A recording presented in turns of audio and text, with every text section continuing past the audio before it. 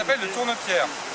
Tourne-pierre, il ne tape pas vraiment les pierres. Ça lui arrive, mais c'est surtout les algues. Il va taper dedans, et en tapant dedans, il va faire fuir les petites puces de mer qui sont sa nourriture.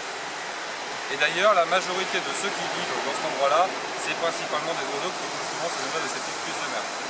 Puces de mer, c'est un surnom. En vérité, c'est des crevettes terrestres. C'est la famille des crustacés. Ils ont toute cette petite marche mécanique qui leur vient de quelque chose de très important. Il va falloir se déplacer très vite pour aller chasser leurs petites bestioles, donc rapidement. Donc ce groupe de limicoles là, le tourne-pierre, celui que vous avez aussi certainement distingué des gris clairs, qui s'appelle le Pécasso Sanderling. Quand on les voit au moment de leur chasse, là au bord de l'eau, on a l'impression qu'ils sont sur ressort, qu'ils sont sur un tapis roulant. C'est très impressionnant. En hiver, ça peut être une calamité, les envols comme ça. Parce que le fait de dépenser une énergie folle, ça peut être suffisant pour mourir. Bah oui, parce que l'énergie dépensée, eh bien, si elle n'a plus pour ne serait-ce que lutter contre le froid, c'est fini. Petite chose que vous ne savez peut-être pas, mais un oiseau, son battement de cœur au repos, tranquille, un petit rouge-gorge, c'est entre 200 et 300 battements par minute. Quand il part comme ça, un déclenchement d'envol, c'est entre 500 et 600 battements par minute. Le corps de l'oiseau, à l'intérieur, sa température quand il est en pleine forme, c'est entre 40 et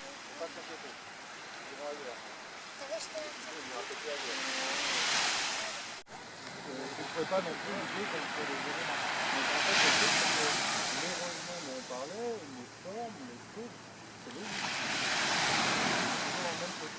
Soit on l'accepte, soit on l'accepte pas. Donc là, on n'est pas dans un...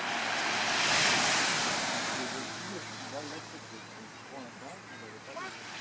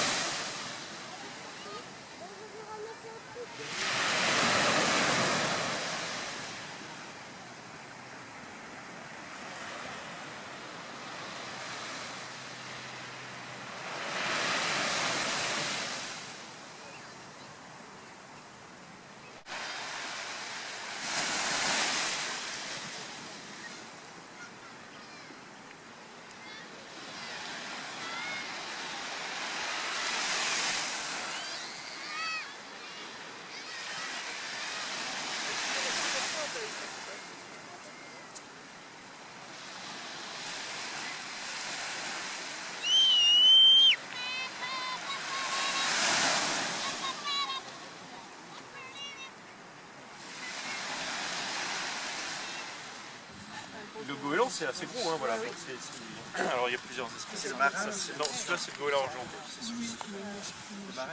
Il est beaucoup plus gros que le goéland marin. Très très gros.